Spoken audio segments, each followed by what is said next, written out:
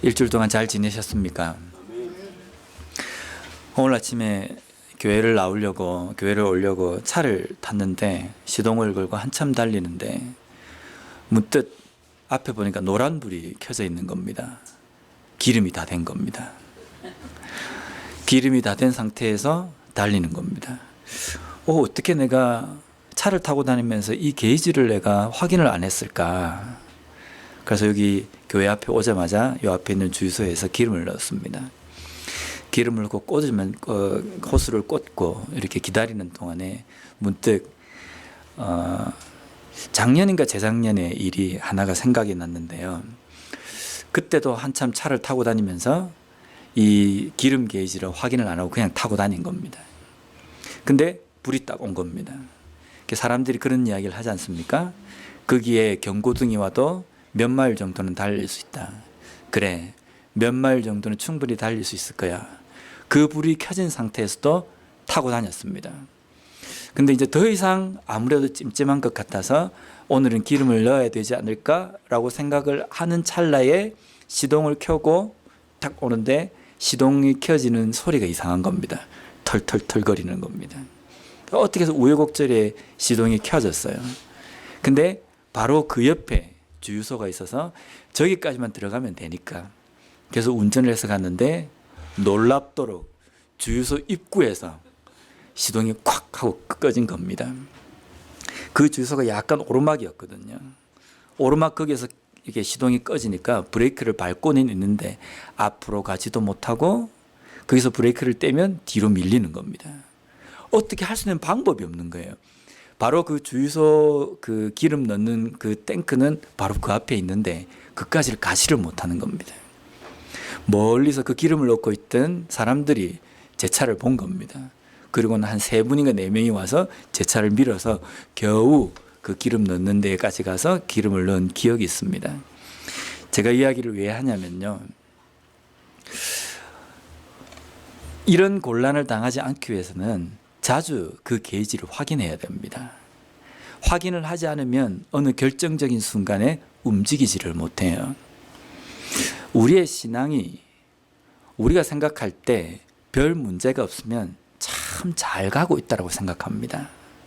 그런데 우리에게는요, 잘 가고 있는 순간은 존재하지 않습니다. 우리는 항상 하나님의 말씀대로 내 신앙이 잘 가고 있는지 게이지를 확인해야 됩니다. 오늘도 별 문제가 없으니까, 오늘도 내 삶에 어려움이 없으니까 나는 잘 가고 있다. 성경에는 우리에게 그렇게 가르치지 않습니다. 우리는 이 땅의 삶을 살아가면서 한순간도 긴장을 늦춰서는 안 된다라고 우리에게 가르치십니다. 매일매일 삶이 전쟁터이기 때문에, 영적인 전쟁터이기 때문에 아무 일이 없을 때는 왜 아무 일이 없는가라고 생각하고 긴장해야 합니다. 그래서 우리는 우리의 삶에 나만 확인할 수 있는 우리의 영적인 게이지를 계속 확인하면서 삶을 살아가야 된다는 겁니다. 이것을 확인하지 않고 살아간다는 것은 내 삶에서 어느 순간인가 문제가 터졌을 때, 이 문제라는 게 안 좋은 문제가 아닙니다. 나에게 엄청 좋은 일이 일어날 수도 있습니다. 엄청 좋은 일이 일어난 것 때문에 우리의 신앙이 곤두박질 칠 수 있다는 겁니다. 그래서 어느 순간에, 어느 상태에, 어느 상황에서든지 우리가 믿음의 사람, 신앙인으로서 제대로 살아가기 위하여서는 우리의 영적인 그 게이지를 매일매일 확인하는 우리 예담 장로교회 성도님들이 되었으면 좋겠습니다. 우리가 지난주에 이어서 시편 1편을 계속 살펴보고 있습니다. 시편 전체는 150편의 시로 만들어져 있습니다. 그 중에서 시편 1편이 차지하는 비중은 아주 큽니다. 그래서 어떤 신학자는 이 시편 1편이 시편 150편 전체의 요약판이다라고 이야기합니다. 심지어 어떤 신학자는 이 시편 1편은 창세기부터 계시록까지에 있는 모든 말씀의 요약판이다라고 이야기합니다. 시편 1편이 차지하는 이 비중이 크기 때문에 아마 그런 이야기를 하는 겁니다. 그러면 시편 1편이 성경 전체의 요약판이라고 이야기한다고 한다면 시편 1편을 읽으면서 우리는 무엇을 찾아낼 수 있어야 하냐면 예수 그리스도의 십자가를 찾아낼 수 있어야 합니다.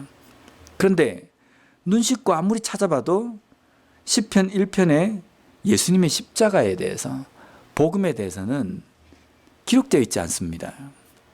근데 맞습니다. 기록되어 있지 않습니다. 근데 겉만 읽었기 때문에 거기서 예수 그리스도의 십자가를 발견하지 못하는 겁니다. 이 시편 1편은, 시편 전체는 시입니다. 시라는 것은 함축적인 의미를 담고 있는 그 단어들, 그 표현들로 기록되어 있는 거기 때문에 우리는 한 절 한 절 말씀을 읽을 때마다 여기에 담겨 있는 깊은 의미가 무엇인지를 깨닫고 우리가 이 시편을 봐야 되는 겁니다.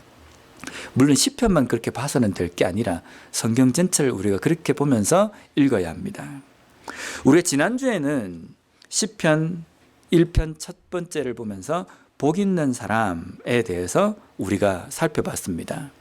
오늘 본문은 이렇게 시작합니다. 6절 오늘 본문은 본문 전체의 시편 1편에 나와 있는 전체의 주제의 절은 6절이라고 이야기할 수 있습니다. 6절 말씀을 한번 보면요.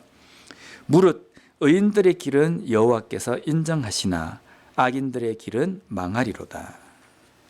시편 전체에서 복 있는 사람으로 표현되는 의인과 죄인, 오만한 자로 표현되어 있는 악인이 대조적으로 1편에는 기록이 되어 있습니다.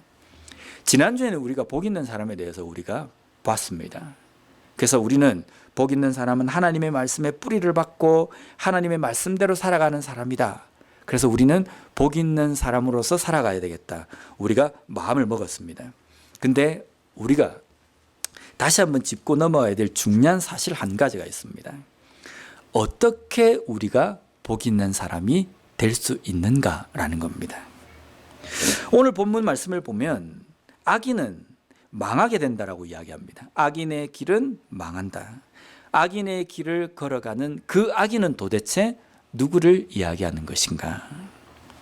악인과 비슷한 단어는 죄인입니다. 누가 악인이고 누가 죄인입니까? 중요한 것은 우리가 죄인입니다. 그러면 시편 1편 6절에 나와 있는 악인들의 길은 망하리로다 라는 이 길은 원래 우리의 길이었습니다. 우리가 악인이고 죄인이기 때문입니다. 나는 절대로 악인이 아닙니다. 나는 죄인이 아닙니다. 어떻게 내가 죄인입니까? 내가 악인입니까? 라고 이야기하는 사람에 대해서 로마서 3장 10절에서 12절은 이렇게 말씀하십니다. 기록된 바 의인은 없나니 하나도 없으며 깨닫는 자도 없고 하나님을 찾는 자도 없고 다 치우쳐 함께 무익하게 되고 선을 행하는 자는 없나니 하나도 없도다. 우리의 신분은요, 철저하게 죄인입니다. 이 세상에 만들어진, 하나님께서 만드신 이 피조물 가운데 완전한 것은 없습니다. 완전을 이야기할 수 있는 것은 없습니다. 야, 저것은 완전하구나, 퍼펙트하구나 라고 이야기를 해도 그렇게 된 것은 없거든요. 근데 이 세상에 완전한 것 한 가지가 있습니다. 그것은 우리가 죄인이라는 겁니다. 우리가 죄인이라는 것은요, 완벽하게, 완전하게 그 어떤 의심의 여지도 없이 철저하게 죄인인 겁니다. 우리가 철저하게 죄인이고 완전한 죄인이라고 한다면 우리는 이 망하는 길로 걸어가는 사람입니다. 악인의 길은 망한다라고 말씀하시기 때문입니다. 근데 망하는 길을 걸어가는 악인이고 죄인인 우리에게 복 있는 사람, 의인의 길을 걸어가야 한다라고 말씀하시는 하나님의 이 말씀이 모순처럼 보입니다. 우리는 절대로 이 의인의 길, 복 있는 길을 걸어갈 수 없는데 우리로 하여금 이 길을 걸어가라고 말씀하시는 하나님의 말씀에 뭔가 모순이 있지 않습니까? 죽었다 깨어나도 우리는 의인이 될 수 없는데 그 길을 걸어가라고 말씀하신 하나님의 말씀에 모순처럼 보입니다. 예, 모순입니다. 우리는 절대로 복 있는 사람이 될 수도 없고 의인의 길을 걸어갈 수도 없습니다. 그런데 그 불가능한 일을 하나님께서는 우리에게 가능하게 하나님의 능력으로 하셨다는 겁니다. 그것이 무엇입니까? 예수 그리스도입니다. 예수 그리스도를 통해서 죄인인 우리가 악인의 길을 걸어가고 멸망의 길을 걸어갈 수밖에 없는 우리를 복 있는 사람으로 의인으로서 의인의 길을 걸어갈 수 있도록 해 주셨다는 겁니다. 그렇다고 한다면 우리가 오늘 읽은 이 본문 앞절에 지난주에 살펴봤던 의인의 모습은 어떤 모습으로 앞절에서는 비유하고 있습니까? 시냇가에 심겨진 나무입니다. 시냇가에 심은 나무에 대해서 한번 생각을 해보셨습니까? 동물들은요, 여기에 물이 떨어지면 물이 있는 곳으로 찾아갈 수 있습니다. 네 발이 달렸기 때문입니다. 여기에 먹을 것이 없으면 다른 곳에 먹을 것을 찾아서 움직일 수 있습니다. 근데 나무는 어떻습니까? 한 번 심겨지면 물이 좀 없다고 옮길 수 없습니다. 만약에 거기에 물이 떨어지면 물이 떨어진 상황 속에서 계속 있다가 결국 물이 공급 안 되면 시들어 그 자리에 서서 시들어서 죽는 것이 나무의 운명입니다. 시냇가에 심겨진 나무라고 이야기했을 때에 이 나무는요, 내가 여기에 좀 내가 심어져야 되겠다라고 해서 그 나무가 시냇가에 심겨지는 것이 아닙니다. 누군가가 그 시냇가에다가 심어야 합니다. 그리고 시냇가에 심겨졌다고 해서 끝나는 것이 아니라 계속적으로 그 시내에서 물이 공급이 되어야지만이 이 시냇가에 심겨진 나무는 잘 자랄 수 있는 겁니다. 복 있는 사람이 시냇가에 심겨진 나무로 비유된 것은 우리들이기 때문입니다. 우리가 그 시냇가에 심겨진 것도 우리의 의지대로 된 것이 아니라 누군가가 심겨주신 겁니다. 하나님께서 그곳에 있도록 해주신 겁니다. 그게 심겨진다고 끝나는 것이 아니라 거기 시냇가가 마르지 않고 계속 물이 공급이 되어야지만이 심겨진 나무가 제대로 자랄 수 있습니다. 그 물을 공급하시는 분도 하나님이시라는 겁니다. 결국은 시냇가에 심겨진 나무로 비유되는 복 있는 사람은 자발적으로 능동적으로 무언가를 할 수 있는 존재들이 아니라 수동적으로 누군가에 의해서 되어질 수밖에 없는 존재라는 겁니다. 우리가 그렇습니다. 시냇가에 심겨진 나무로 비유되는 우리는 심판을 받는 존재인데 그 심판 가운데에서 하나님께서 의인과 악인으로 구분을 하십니다. 근데 그 구분을 하실 때 하나님의 기준은 이렇습니다. 6절 말씀입니다. 무릇 의인들의 길은 여호와께서 인정하시나 악인들의 길은 망하리로다. 자, 의인과 악인이 하나님 앞에 서 있습니다. 그런데 하나님께서 의인의 길은 인정하신다 그럽니다. 악인들의 길은요, 망하게 된다는 겁니다. 우리가 하나님 앞에 인정을 받을 수 있는 길이 무엇입니까?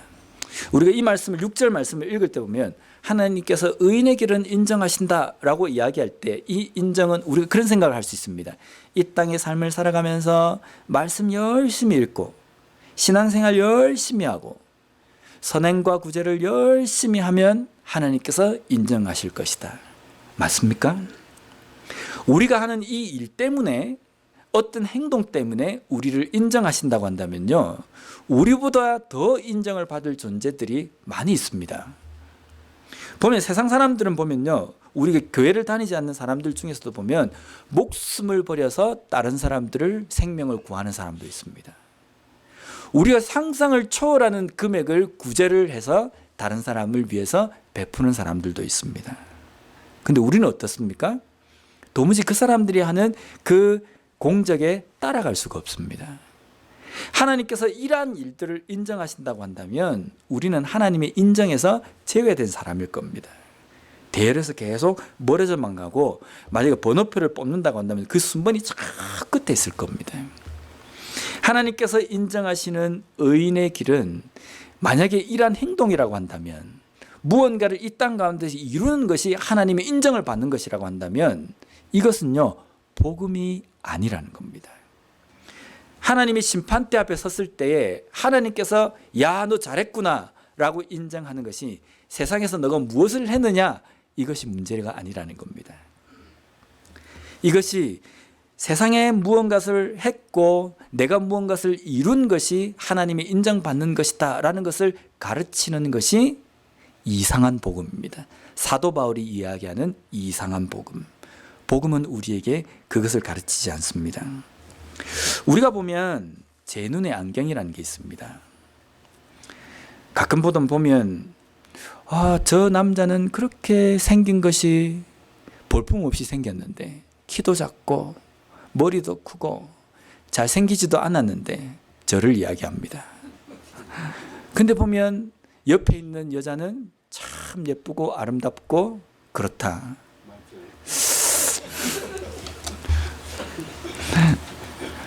근데 도무지 이해가 안 되는데 어떻게 저 여자는 저 남자를 사랑하고 결혼까지 했을까? 이해가 안 되지 않습니까? 그럴 때 우리가 쓰는 표현은 지 눈의 안경이다. 저 여자에게 눈에는 저 남자가 더 멋있게 보이기 때문이다 라고 우리가 생각을 합니다. 하나님께도 그렇습니다.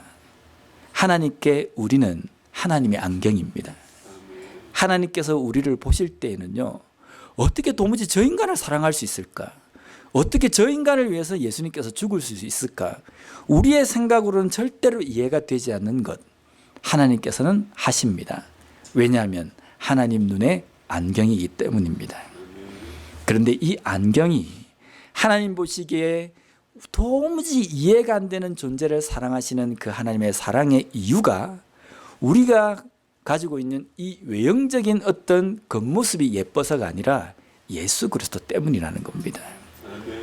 예수 그리스도가 우리에게 함께 하시기 때문에, 예수 그리스도의 그 구원의 복음이 우리와 함께 하시기 때문에 하나님은 우리를 사랑스러운 존재로 볼 수밖에 없다는 겁니다. 그러면 우리의 삶에서 예수 그리스도가 빠져버리면요, 하나님께 우리는 사랑받을 구석이 하나도 없는 존재라는 겁니다. 그래서 의인의 길을 하나님께서 인정하신다고 이야기할 때 이 길은 미래에 걸어온 길입니다. 그래서 하나님께서 심판대 앞에서 우리를 의인과 악인으로 구분하실 때에 무엇을 보고 구분하냐면 예수 그리스도가 그 길에 함께 있었느냐 있지 않았느냐, 이것을 가지고 판결하신다는 겁니다. 우리가 의인이라고 생각하는데 자꾸만 의인이라고 하면 착한 일을 행한 그것으로 우리가 심판대 앞에 섰을 때 이것을 내밀 수 있다라고 생각을 하는데, 우리가 내밀 수 있는 것은 우리가 행한 일이 아니라 예수 그리스도만 내밀 수 있다는 겁니다. 그것이 하나님께 인정받는 의인의 길입니다. 이것을 신학적인 용어로 이신칭의라고 이야기합니다. 우리를 의롭다라고 칭해 주신 하나님의 은혜라는 겁니다. 우리는 죄인인데 하나님께서 우리를 의인으로 봐주시는 겁니다. 이유는 예수 그리스도 때문입니다. 또 오늘 본문에 보면 수동적인 상태의 존재가 언급이 됩니다. 그것은 악인입니다. 악인은 바람에 날리는 겨로 이렇게 표현을 합니다. 겨가 뭡니까? 알곡을 이렇게 싸고 있는 껍데기입니다. 알곡을 싸고 있는 이 껍데기인데, 이 껍데기를 이 채로 까부르면, 바람에 이렇게 휙 올리면 이 겨가 밖으로 확 하면서 이 알곡과 이렇게 분리가 막 됩니다. 탈곡을 해서 막 섞여 있는 것을 바람에 까부르면 겨가 막 날아가지 않습니까? 그러면 이 악인이 이렇게 채로 걸러서 막 칠 때에 바람에 확 날리는 이 겨로 이렇게 표현이 되어 있습니다. 그러면서 곧바로 말씀해 보면 이 바람을 뭐라고 이야기하냐면 심판이라고 이야기합니다. 보면 5절에 보면 그러므로 악인들은 심판을 견디지 못하며 라고 이렇게 되어 있습니다. 악인이 겨로 표현되어 있고, 그리고 곧바로 악인들은 심판을 견디지 못한다. 이게 무슨 뜻이냐면요, 지금 알곡 곡식과 그 가라지, 그 껍데기를 분리시키는 그 작업을 바람을 통해서 합니다. 근데 이것을 곧바로 심판이라고 표현하는 것은 지금 알곡과 결을 분리시키는 이것이 심판의 때에 이루어진다는 겁니다. 바람은 곧 심판을 이야기를 하는 겁니다. 그러면 악인과 결을 나누는 그 시점이 언제냐면요, 심판 때입니다. 이 땅에서 우리가 악인과 의인을 가르시는 것이 아니라 심판 때에 하나님께서 악인과 의인을 가르십니다. 마태복음 13장에 보면은 그 비유로 심판의 때에 대해서 이야기를 하십니다. 종들이 와가지고 주인에게 이야기합니다. 지금 밭에 나가 보니까 분명히 우리는 심기를 곡식을 심어놨는데 옆에 잡초들이 많이 생겼습니다. 그래서 이 잡초들을 우리가 좀 뽑아버릴까요? 라고 이야기하니까 주인이 이야기합니다. 13장 29절 30절입니다. 주인이 이르되 가만두라. 가라지를 뽑다가 곡식까지 뽑을까 염려하노라. 둘 다 추수 때까지 함께 자라게 두라. 추수 때에 내가 추수꾼들에게 말하기를 가라지는 먼저 거두어 불사르게 단으로 묶고 곡식은 모아 내 곡간에 넣으라 하리라. 심판 때에 일어나는 일입니다. 심판 때에 하나님께서는 철저하게 가라지와 곡식을 가르십니다. 의인과 악인을 가르십니다. 알곡과 결을 가르십니다. 근데 지금은 가르시지 않는 이유는 그것 뽑다가 의인까지 망할까 두렵다라는 겁니다. 그래서 심판 때에 하나님 앞에 섰을 때에는 의인과 악인을 가를 때 무슨 일이 일어나는지 아십니까? 그때는 애누리가 없습니다. 그때는 이제야 제가 잘못을 깨달았습니다. 제가 지금이라도 돌이키겠습니다. 그때는 기회가 우리에게 더 이상 없다는 겁니다. 우리에게 기회는 이 땅 가운데 심판전에 있는 겁니다. 그래서 심판 때, 그때의 의인과 악인을 기르시는 그 기준은, 가르시는 그 기준에 대해서 6절 말씀에 다시 그렇게 말씀하십니다. 무릇 의인들의 길은 여호와께서 인정하시나 악인들의 길은 망하리로다. 길입니다. 제가 초대에 말씀드린 것처럼 그 길은 미래형이 아니라 과거형입니다. 지금까지 지나온 길입니다. 지금까지 지나온 길 가운데에 악인들의 길은 어떤 길이겠습니까? 예수 그리스도가 없는 길입니다. 예수 그리스도가 없는 길은 어떤 길인가요? 예수 그리스도가 없다고 해서 세상에서 살인만 저지르고 도둑질만 하고 나쁜 짓만 골라서 합니까? 예수 그리스도가 없는 삶 가운데도 구제 열심히 하고 선행 열심히 하고 착하게 사는 사람도 많이 있다는 겁니다. 그렇기 때문에 악인들의 길과 의인들의 길을 나누는 그 길의 기준은 선행과 착한 일이 아니라는 겁니다. 의인의 길은 어떤 길입니까? 어떤 길을 하나님께서 알곡으로 생각하시고 하나님의 그 곳간에 거두시겠습니까? 예수 그리스도가 함께 있는 길입니다. 그래서 우리가 가는 이 길에는 선행과 착한 것들, 우리의 행위를 담을 것이 아니라 예수 그리스도가 있는지 그렇지 못한지를 우리가 살펴봐야 된다는 겁니다. 지금은 복된 길과 악인의 길을 구분할 수가 없습니다. 표가 나지 않습니다. 똑같습니다. 알곡에 겨가 붙어 있으면 처음에는 이 곡식이 이 겨가 붙어 있는 그 상태가 곡식처럼 보입니다. 그래서 자랄 때까지 계속 그대로 남아 있습니다. 그런데 마지막 그것을 가르는 때는 바람을 통해서 추수하는 그 심판의 때라는 겁니다. 우리가 하나님의 인정을 받고 하나님께서 우리를 하나님의 곳간으로 들이시는 그 때는 심판의 때를 이야기하는 겁니다. 그때 우리가 하나님 앞에 섰을 때에 우리가 하나님 앞에 내세울 수 있는 것은 오직 예수 그리스도, 복음밖에 없다는 겁니다. 우리는 그런 착각을 좀 버려야 됩니다. 내가 이 땅에서 뭔가를 열심히 하면 하나님께서 인정해 주시겠지. 내가 이 땅에서 뭔가 하나님 앞에 종교적인 열심을 내면 하나님께서 나를 인정해 주시겠지. 그 생각이 우리의 생각 속에 있을 수 있습니다. 근데 이 생각이 드는 그 순간 내가 구원받는 그 구원의 이유가 복음 외에 다른 것이 들어가 버리는 겁니다. 우리가 구원받고 우리가 의인으로 봐지는 것은 내 행동과 내 삶 때문이 아니라 예수 그리스도 때문이라는 것을 우리가 잊어서는 안 된다는 겁니다. 그러면 우리가 복 있는 사람의 길과 의인의 길을 걸어가기 위해서 우리가 해야 될 것, 하나님의 인정을 받기 위해서 해야 될 것은 단 하나밖에 없습니다. 예수를 믿어야 되는 겁니다. 예수를 제대로 믿어야 되는 겁니다. 예수를 믿는다는 것은요, 교회를 출석하는 것이 예수를 믿는 것이 아닙니다. 예수 그리스도가 내 삶의 전부가 되어지고 하나님의 말씀이 내 인생관의 지배적인 것이 되어야 하고 세상을 바라보는 눈이 말씀을 통해서 되어져야 되는 겁니다. 이것을 제껴놓고 우리가 자꾸만 세상적인 어떤 기준으로 우리가 생각하고 세상적인 것들을 우리가 가지고 들어온다고 한다면 분명히 그것은 나중에 심판의 때에 하나님께서 인정하시지 않는 삶이 될 수 있다는 겁니다. 예수 그리스도를 믿고 예수 그리스도를 쫓아가는 그 삶이 된다는 것은 내가 구원받는 그 이유는 오직 예수님 밖입니다. 내가 하나님 앞에 하나님의 말씀 앞에 섰을 때 내가 죄인일 수밖에 없습니다라는 그 고백을 하는 삶입니다. 그것을 깨닫고 내 삶에 예수 그리스도만 필요합니다라는 고백으로 우리가 이 땅의 삶을 살아가는 삶이 의인의 길이고 하나님께서 인정하는 삶입니다.